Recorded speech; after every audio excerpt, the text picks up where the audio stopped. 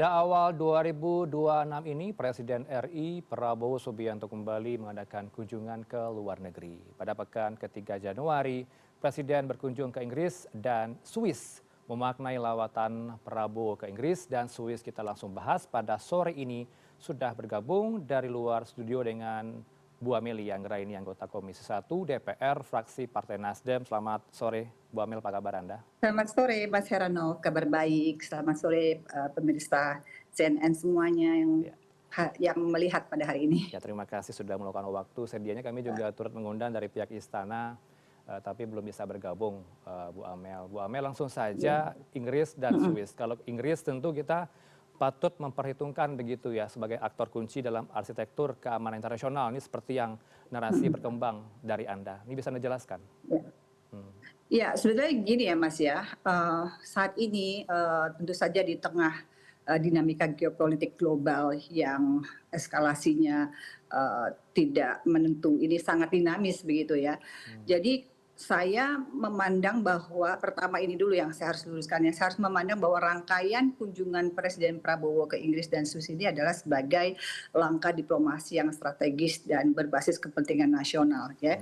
Jadi kita tentunya semakin tidak hanya Inggris ya, dan demikian pula dengan halnya dengan Swiss begitu.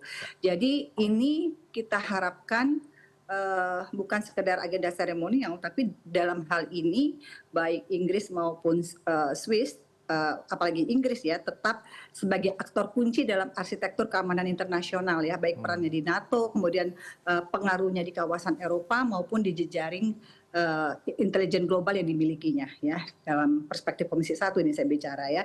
Dan pemerintah secara resmi juga sudah mengatakan bahwa kunjungan ini diarahkan untuk memperkuat kemitraan strategis ya secara bilateral ya, sekaligus juga menjalankan diplomasi ekonomi global sebagaimana kita ketahui Bapak Presiden juga akan hadir di World Economic Forum gitu ya, di Davos. Dan dalam konteks, sekali lagi, dalam konteks global yang sangat volatil ini, kompetisi kekuatan besar, kemudian fragmentasi ekonomi dan meningkatnya resiko keamanan kawasan, aktivasi diplomasi seperti ini ya, seperti yang dilakukan oleh Pak Prabowo dan juga para negara lainnya di tingkat dunia, ini sangat membantu untuk mengunci posisi Indonesia sebagai middle power yang aktif ya, dengan menjaga keseimbangan relasi dan memperkuat juga akses teknologi dan pasar, begitu Mas. Baik, pertahanan militer tentu menjadi pembahasan yang harus dibahas begitu ya, apalagi sebagai jejaring arsitektur keamanan nasional, internasional yang Anda katakan. Tapi bagaimana sejauh ini upaya yang sudah dilakukan oleh pemerintah untuk menguatkan tadi? Pemerintah sudah melakukan upaya-upaya yang menurut saya cukup berdampak signifikan ya bagi Indonesia ya. Kalau kita bicara dengan Inggris, itu sudah jelas indikator ekonominya terlihat ya, dari total ekspor Inggris ke Indonesia itu sudah hampir mencapai 2,0 pound sterling ya. 2,0 miliar dari impor Inggris di Indonesia, sekitar 1,9 pound sterling ya. Jadi 4 kuartal hingga akhir ini dari kuartal kedua di tahun 2025 dengan surplus perdagangan sekitar 85 juta pound sterling ya menurut data Faset.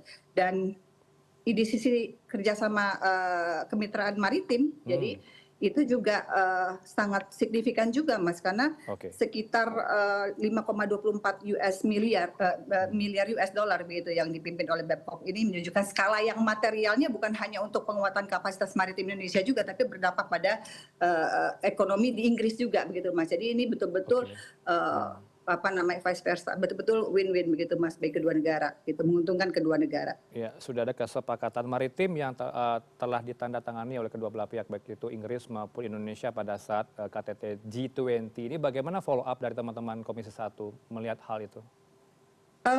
Dalam hal ini kami di Komisi 1 ya Mas ya, tentu saja sangat mensupport dan mendorong terus pemerintah agar kemitraan dengan Inggris, kemudian dengan Swiss, dan juga dengan mitra strategis lainnya ini dijaga dalam kerangka saling menguntungkan, terukur dan selaras dengan politik luar negeri kita yang bebas aktif ya. Jadi secara garis besar kalau tadi di bidang kemaritiman tentu saja paling menjadi penting adalah indikator outputnya seperti apa begitu ya Mas ya. Jadi indikator keberhasilannya seperti apa melalui audit misalkan gitu ya dari hasil-hasil yang telah dihasilkan begitu. Nah, Oke. jadi sekali lagi kami di Komisi 1 sangat mendukung langkah-langkah yang telah dilakukan, upaya diplomasi yang dilakukan oleh pemerintah ini begitu ya. Karena memang ini sangat apa namanya sangat terukur ya dan selaras dengan politik luar negeri kita. Jadi dorongan kami pertama adalah perkuat ekosistem people to people dengan dan SDM unggul begitu Mas, dan juga dengan apa namanya tidak hanya maritim tapi juga di bidang pendidikan juga konservasi gajah dan lain sebagainya itu banyak sekali manfaat untuk kepentingan nasional yang bisa kita dapat dari kunjungan ini Iya. bilateral ini Mas. Iya, menarik jika kita elaborasi soal tadi ya konservasi gajah yang telah mendapat dukungan langsung begitu ya, Bu Amel, dari Raja Charles III akan didatangi oleh Pak Prabowo di WWF ya, begitu ya, forum WWF Betul, betul, ada betul. izin 10.000 hektar lahan yang diberikan untuk konservasi gajah. Ini bagaimana respon Anda soal ini?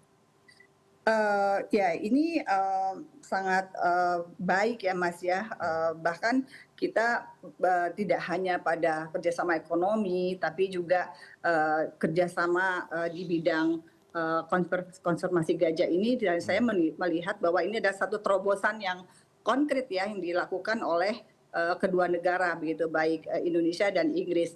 Selain tadi fokus kemaritiman yang sangat relevan bahwa kemudian ketahanan ekonomi maritim, kemudian juga termasuk konservasi gajah ini di mana pemerintah sudah mengkonfirmasi bahwa agenda pertemuan dengan Raja King Charles III ini mencakup juga pembahasan perlindungan dan konservasi gajah di Aceh ya, di mana kita tahu Aceh kemarin pasca bencana tentu harus ada langkah-langkah strategis yang dilakukan untuk membangun Aceh kembali, dan kemudian juga kami menilai ini dapat memperkuat pesan bahwa kerjasama internasional Indonesia ini sekali lagi tidak hanya di bidang ekonomi, pertahanan, tetapi juga environmental stewardship yang berdampak pada reputasi global Indonesia di dunia begitu Mbak. Oke, terakhir untuk Forum Ekonomi Dunia di Swiss, ini kan banyak sekali kepala negara yang hadir. Apa yang kita bisa harapkan dari investasi di forum itu, Bu Amel? Mas, banyak sekali yang bisa kita dapatkan ya, karena di dalam forum tersebut pemerintah pasti akan melakukan dialog strategis dengan para CEO perusahaan global di World Economic Forum di Davos ini begitu ya. Jadi ini tentu saja akan membuka jalur investasi dan kolaborasi industri yang masuk ke Indonesia, Mas. Ya, jadi ini sangat valuable, sangat bernilai forum ini. Nah, ini juga menegaskan bahwa kehadiran kita di WEF ini di Davos sebagai momentum untuk memperkuat posisi Indonesia di peta investasi dunia ya, dan juga mendorong penciptaan pertumbuhan ekonomi tentunya.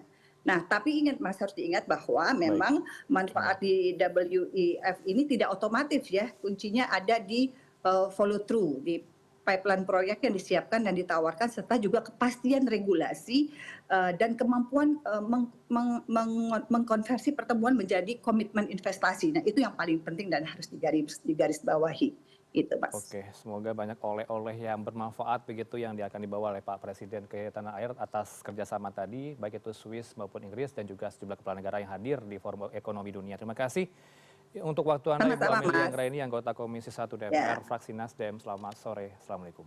Sore.